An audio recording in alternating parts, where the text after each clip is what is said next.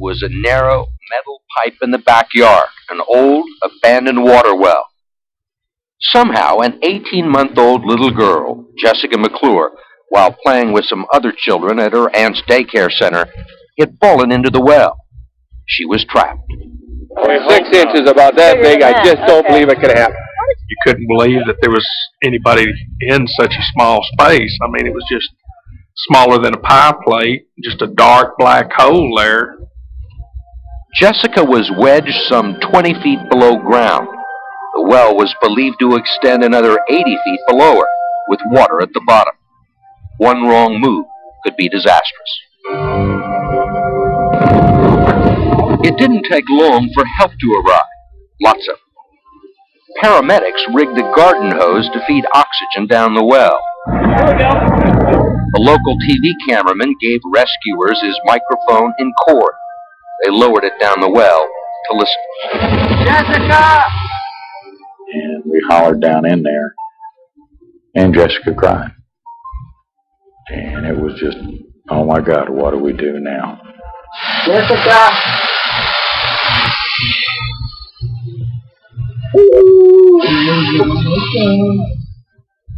We could get a very good picture down the shaft, but all we could see were pictures of the leaves of the vegetation. Jessica! How those leaves got on top of Jessica and exactly how she had fallen into the well were questions that would haunt Midland long after that morning. But in those first few anxious minutes, all that mattered was finding a way, anyway, to save that little girl. No statement. No statements at all? No. Are you related to the baby? I'm her mother. Oh, could you just tell me what happened, even just that? She fell down the well. The little girl's teenage mother, Sissy McClure, soon had her first encounter with the press. It wouldn't be her last.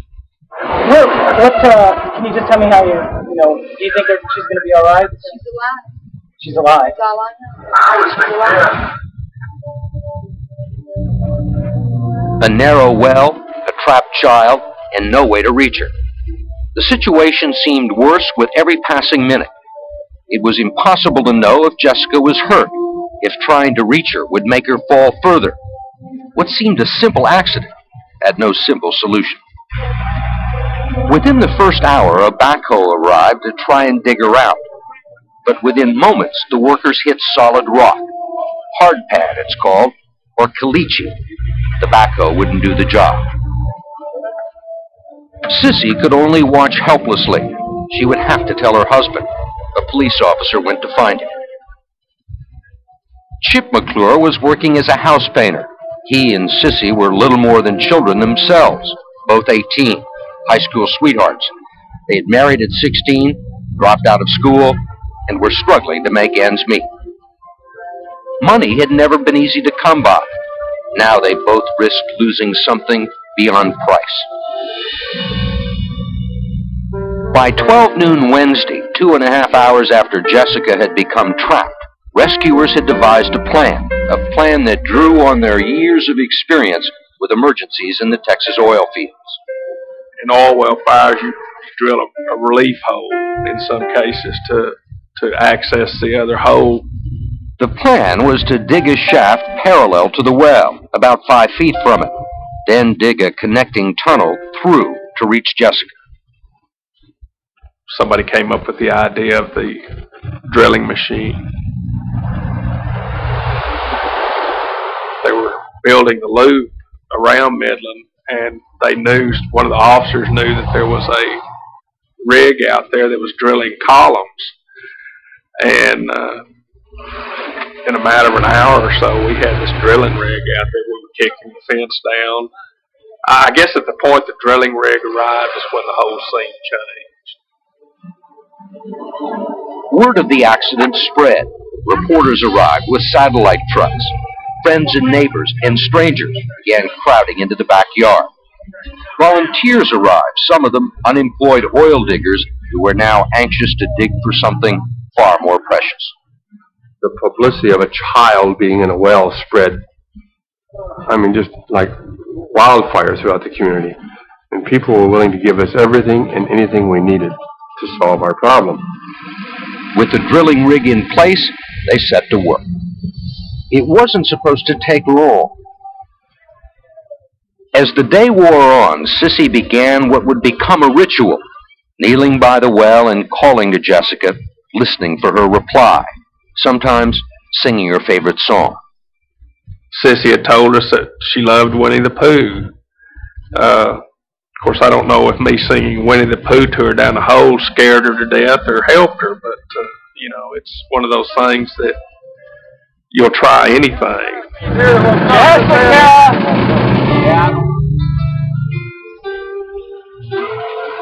Early in the afternoon, a gentleman from the electric company came up to me and he said, "Chief, you want us to rig you some floodlights?" And I said, "Floodlights? What are we going to need floodlights for?" I mean, this was 2 o'clock in the afternoon or so. We're going to get her out in just a few minutes. A dig that was supposed to take a few minutes stretched to nearly 6 hours. 6 hours through almost impenetrable rock. But by early evening, the parallel shaft was completed, some 29 feet deep. We drilled a 30-inch hole down to about where she's at. Actually, we're a little bit lower. And then we're going to tunnel over to her. And we're hoping to tunnel over just a little bit under her, and she'll drop right into our arms. Concern grew about how long Jessica could survive without food and water. Should they try somehow to feed her? A doctor from the local hospital warned that she might have internal injuries. Trying to feed her could be dangerous or even fatal. Jessica, it was thought, would probably go for 2 or 3 days without food or water. As night fell, workers set up fans to blow air down the well to keep the temperature at about 80 degrees. Meanwhile, up on the ground, reporters who use a different kind of thermometer knew that the hottest thing in Texas was this story of a little girl in a well. A remarkable event had begun to unfold, and it was only beginning. At the end of that first frantic day, few could have predicted how long or how dramatic an ordeal it would be, or how devastating would be the consequences.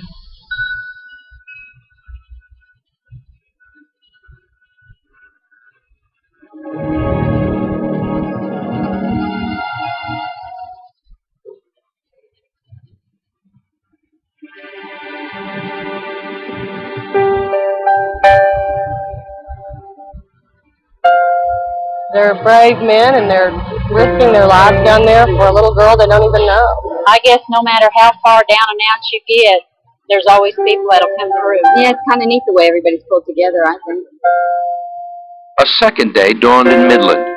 The digging had lasted through the night, and by now, the story of Jessica McClure had become national news.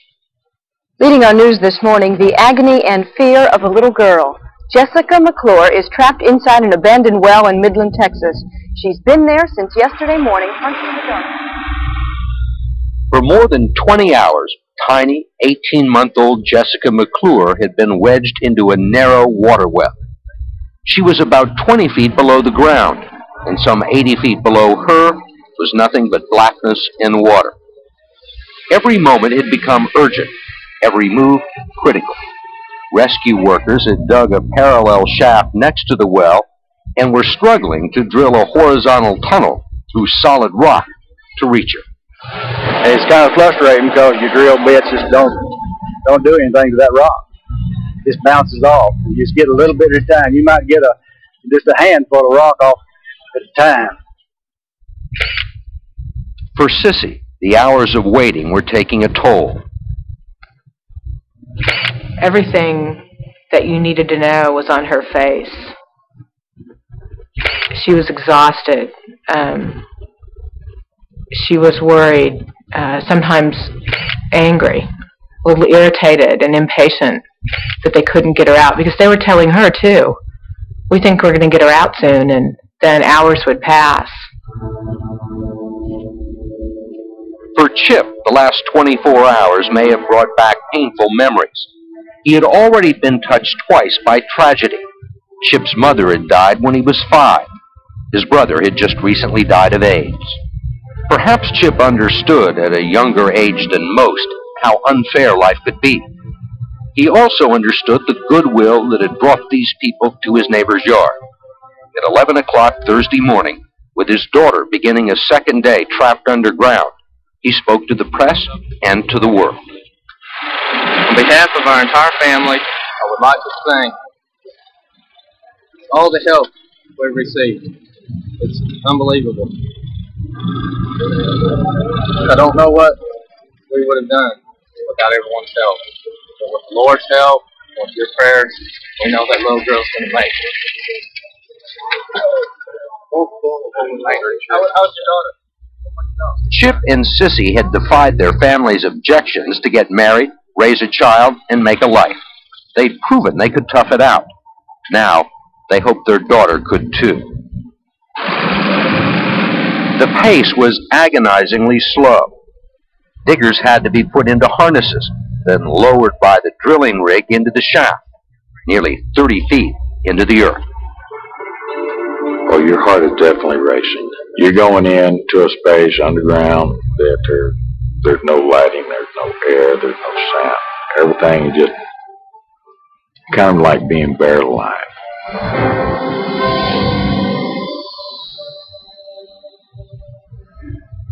An hour of work might make an inch of progress. You have to keep in mind that a jackhammer, the ones we were using were 125-pound hammers, and they're designed to dig straight down, and they use the weight to dig down. But these guys were holding those hammers at the side and digging straight into the side wall. Sheer muscle is all that held it up there, muscle and determination.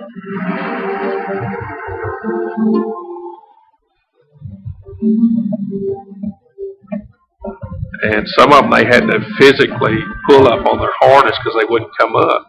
They wanted to stay there and drill. And it was one of those that, they would drill till they dropped. Wolf testing 1, 2. The life of Jessica McClure and the life of... The backyard of the modest Midland home became the center ring of a media circus. Ladders were set up, and atop each one was someone with a camera. Every time you looked up from the hole, there was one more news crew in the yard next door with a higher ladder than the next one. So we were all kind of taking bets around the hole, that a high wind was going to come along and start a domino effect with the ladders and the news media. The media took over the house of the next door neighbors, the Spragues. Every surface was covered by a body at some point. People sitting in hallways, scribbling notes, always using the bathroom. The kitchen always smelled of coffee going constantly in Mrs. Sprague's kitchen. Cups everywhere, junk food wrappers, newspapers, people's dirty clothes. It was a camp. It's just like walking into a flop house. If you ever been to a flop house, I haven't either, but then I've seen pictures of them. That's what it was.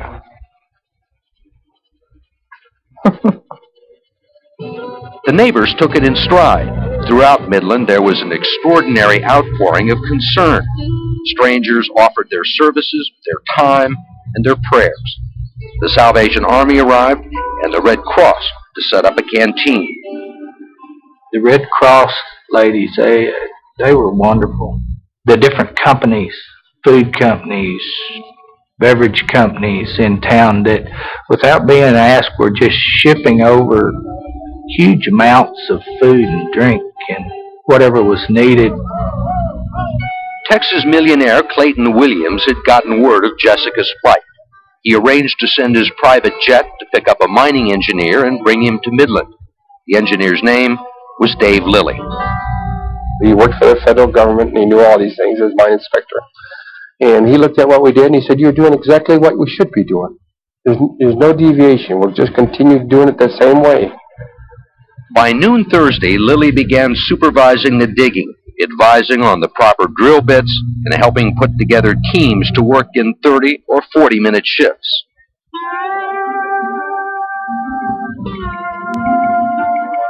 The second afternoon turned into the second night. Jessica continued to cry and sleep, often waking up when the sound of the machinery stopped. Her story had now spread around the world. Jessica McClure, the baby girl who was trapped at the bottom of It seemed like nothing mattered more than the story of the little girl in the well. Good evening. This is the CBS Evening News. Dan Rather reporting. Busy news day. The professional football strike fell apart. The union loses. Management, with help of the networks, wins. An American tanker was attacked in the Persian Gulf. Wall Street took another big tumble. Interest rates are up. And one of our stealth bombers is missing. But with all that going on, the thoughts of many of us tonight are with Jessica McClure, a little girl in Midland, Texas, at this moment, trapped at the bottom of a well.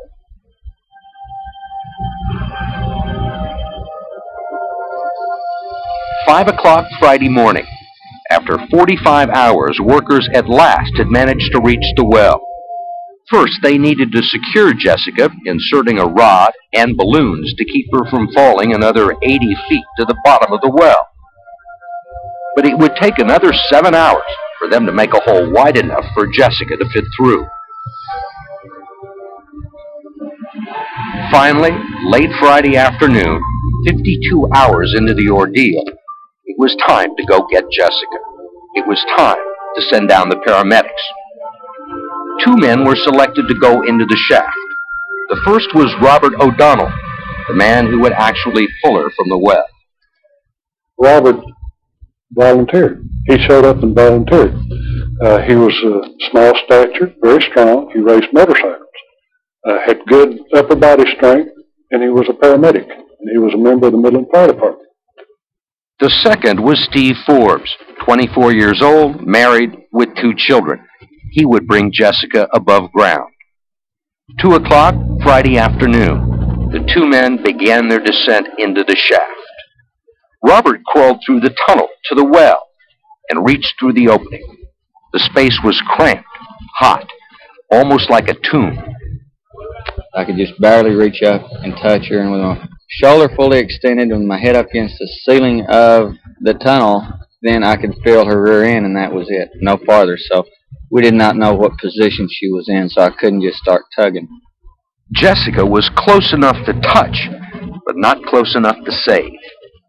Each time I made a move, and it was just so cramped I couldn't move. I could not even take my left hand and put it onto my chest to try to reposition the light. That's how tight it was. This was the first time in his career, in his lifetime, that he had ever gotten to a patient that close and couldn't help him.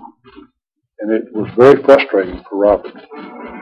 Heartbroken, Robert O'Donnell came up empty-handed. It was a sad moment he would replay again and again the rest of his life.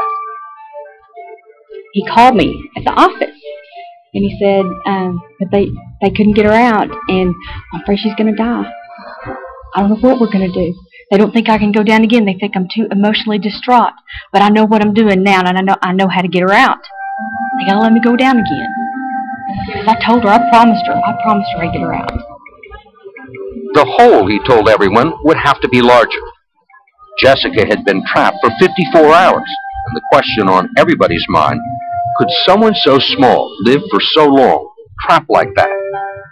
Within hours, they would have their answer, and a city that knew something about what it takes to survive hardship would find itself tested in ways many never Signal would. to the man on the is giving some other signal. This is still a very dangerous procedure. As you bring up this child the last few feet, bring her back to the surface. It is a time they want to be very careful with it.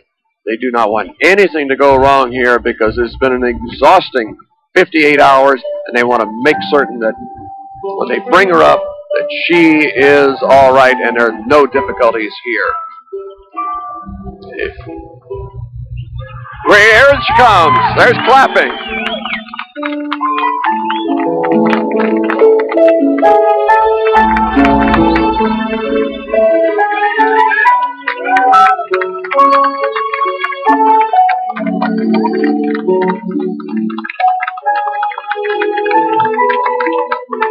Live and direct from Midland, Texas, Jessica McClure is up. She's alive. What a fighter. Dan, we can barely see her from here, but they're holding her up. They're just so excited right around there. People are clapping. It's just a tremendous sense of excitement and relief here. Momentarily, they'll be making their way right toward us here as they prepare to take her to the hospital.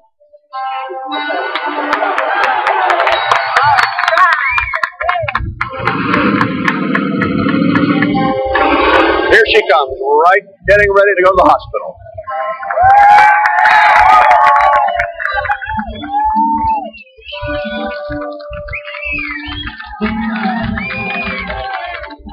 I basically fell down on my knees and started crying. The emotions were set free. She was alive. We'd done it. It was a miracle that we got her out of there. It took literally hundreds of people working together to do it. It was emotional then, it's emotional now. At 7:55 Friday evening, 58 hours after first falling into an abandoned water well, 18-month-old Jessica McClure was free. A city had pulled together to rescue one of its own. In that moment, heroes were made. The world watched in wonder and cheered.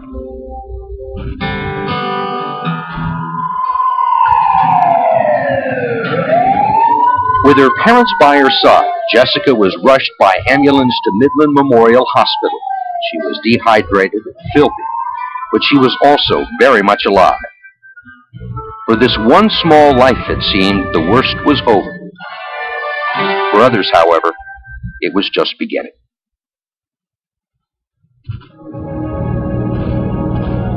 Popular fishing magazines. James went to a subscribe.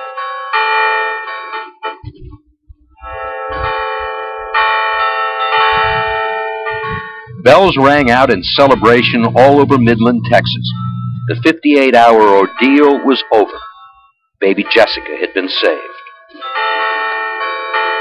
I'm just glad that she is safe. I am so happy that we've got her back. The whole world has her back. It shows the spirit of Midland. We don't consider ourselves heroes or nothing like that. We're just doing something that had to be done. Well, I don't like telling about that, but I almost cried. But in all the excitement, one rescuer was momentarily forgotten.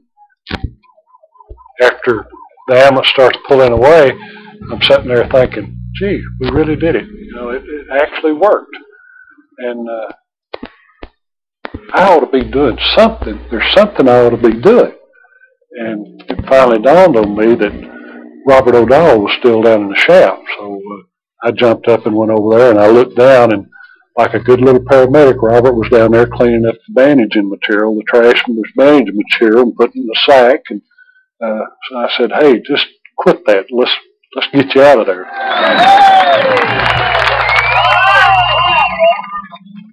Robert was finally brought out of the shack. Like Jessica, Robert emerged almost reincarnated, but he wasn't prepared for what was to come. I took pictures of him as soon as he got home. And before he even made it to the house, there was a New York radio station wanting to talk to him. And they held until he got there. They stayed on the line. And he talked to them for, I know, a good 30 minutes on the phone. And as soon as we would hang up the phone, he would ring again. He was so exhausted, he started to get one of his bad headaches. He was so tired. So we unplugged the phones, and as soon as I plugged them in the next morning, same thing started ringing. Across town at Midland Memorial Hospital, the world got its first close look at the little girl who had been in the well. And it was shocking.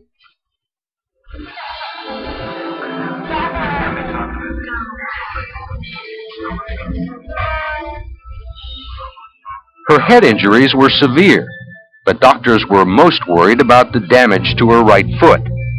While Jessica had been trapped, her head and foot had been pressed against the well.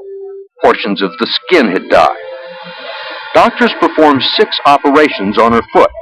Ultimately, they had to amputate one little toe. She also had to undergo extensive plastic surgery on her forehead.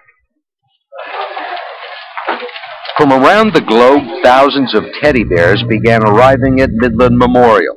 So did thousands of dollars, donations to pay for her care. There is a fund being set up. It's the Jessica McClure Fund. She has been moved up from serious condition to stable. We appreciate it.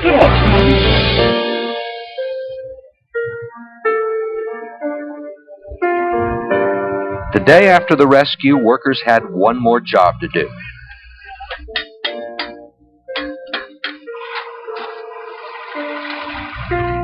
They made it impossible for another little child to ever fall in that well, and they left a permanent reminder, a plaque reading, "For Jessica, with love from all of us." They planted flowers and a tree, intending to mark this spot as a memorial, a place where things grow. It was just a huge shot in the arm for the whole town. It had everybody feeling good again. It was sort of like an emotional boom instead of an oil boom.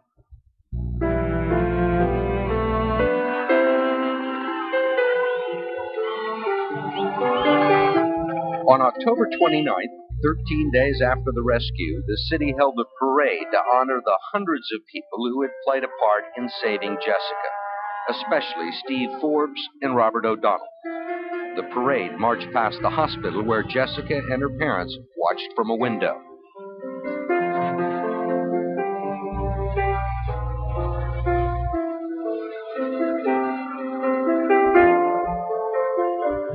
But there were concerns about the little girl's welfare. I mean, an 18-month-old can get into trouble in nothing flat, and you can't just make this blanket statement that she wasn't supervised. But you wonder.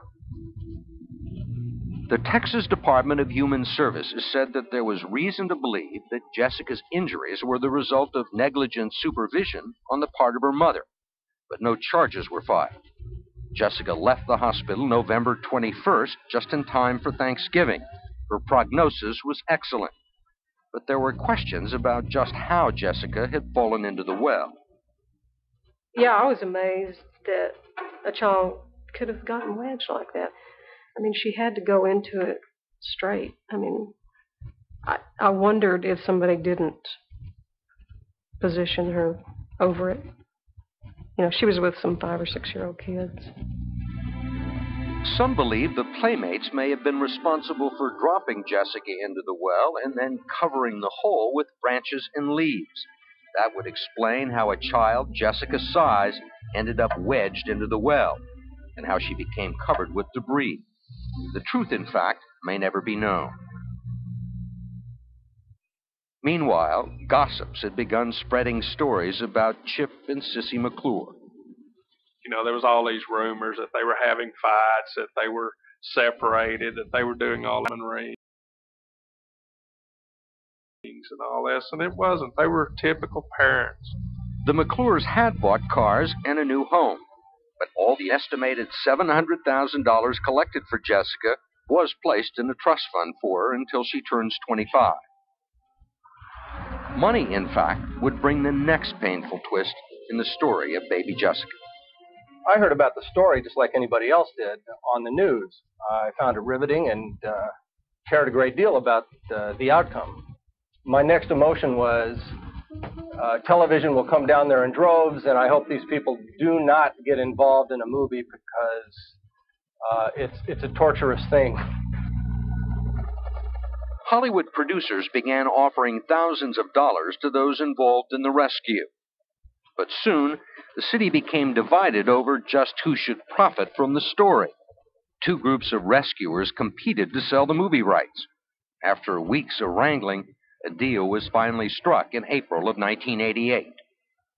Despite the squabbling, Midland was, to many, the hometown of heroes. Heroes the press couldn't ignore. We had a lot of people that were calling specifically for Steve Forbes and Robert O'Donnell. I kind of laughed privately to myself as time went by because, you know, some people like the spotlight, some don't. And some people are more inclined to show off than other people, and I knew always that Steve wouldn't call him and Robert would. Steve Forbes was uncomfortable with his new celebrity and wanted to stay in the shadows. But for Robert O'Donnell, it was different. No one savored the spotlight more than he did. "Show me a hero," wrote Fitzgerald, "and I will write you a tragedy." In the story of Robert O'Donnell, the tragedy began the moment he became a hero.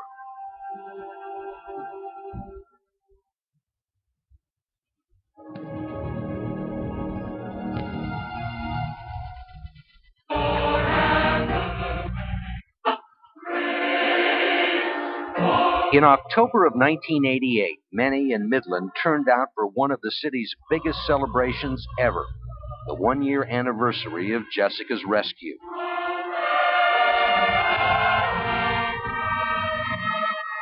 I just want to take this opportunity to join in the spirit with Midland. You know, this rescue meant a lot to us, and we really appreciate all the men and women that helped. A plaque was unveiled depicting the event that put Midland on the map.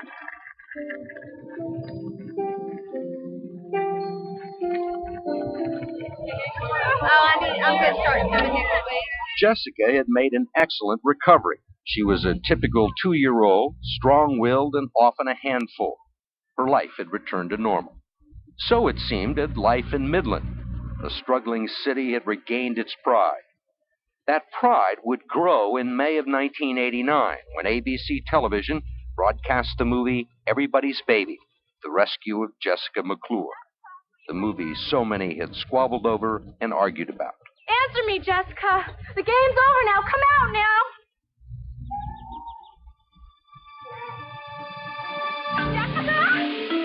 Jessica! The movie reminded America and Midland that this West Texas city was a place of heroes, an American ideal. And surely no one fit that ideal better than Robert O'Donnell, the ultimate hero. I got you, honey. I got you. You're out. You'd have thought he hung the moon. You'd have thought he was the president or something. And, you know, that went on for, I don't know how long, pretty long time. And then all of a sudden it quit. Robert was 31 years old, married to his high school sweetheart, with 2 young children. But the darkness from which he rescued Jessica was about to swallow him whole. Robert was unwilling or unable to forget his great moment.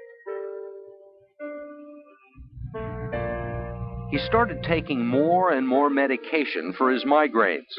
At times, Robert became so heavily sedated he could barely function. He couldn't remember to pick up his son at school. When Robert would come home in the mornings and take all these medications, he was out for basically the whole day. Little Chance, 5 years old, had to beat on the windows, the bedroom windows, to, "Dad, let me in, Dad." Half the time he couldn't wake him up. In 1991, his addiction to prescription drugs cost him his marriage.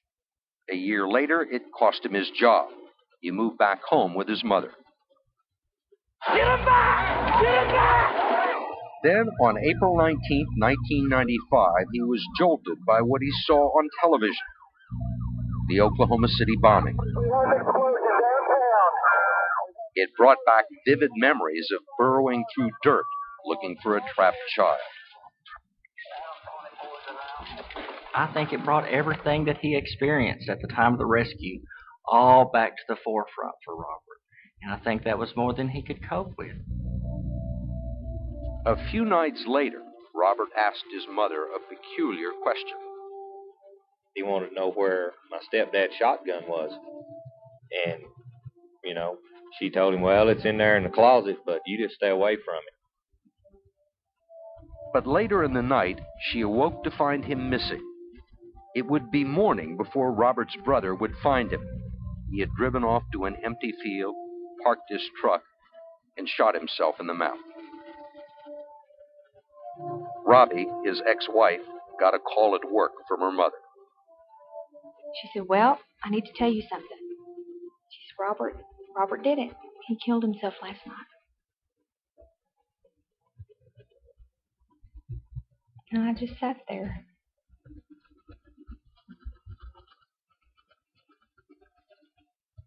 The only thing going through my mind was, what are my kids going to do? Back home, Robert had left a message for his sons. You all are my reason for living. I'm just tired of this world. Don't ever forget me. Don't blame anyone but me. I don't ever forget that. It's quite a sight. Seeing your kids' reaction when they find out their dad killed himself. I'll never forget it.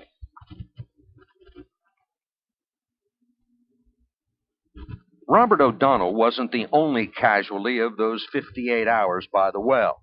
Many involved in the rescue had trouble coping with the aftermath.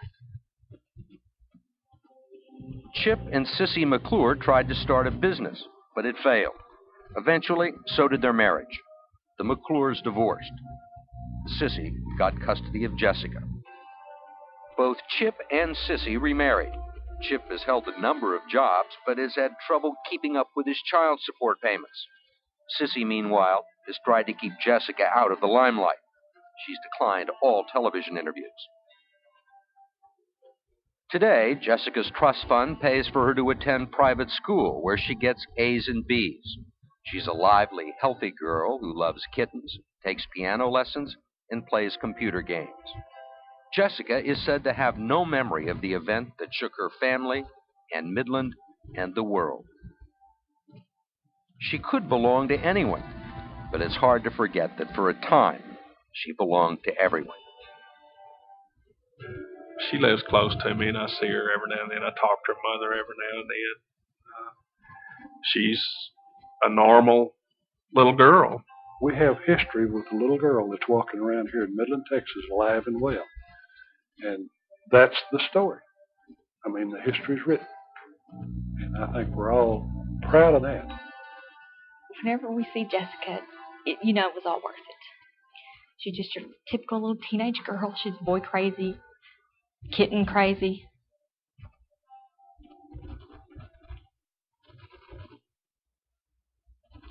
She's a sweet kid. I wish Robert could see how good he did.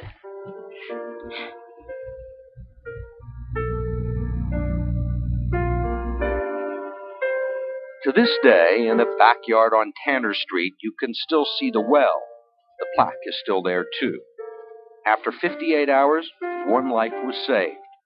But life in Midland has never been the same.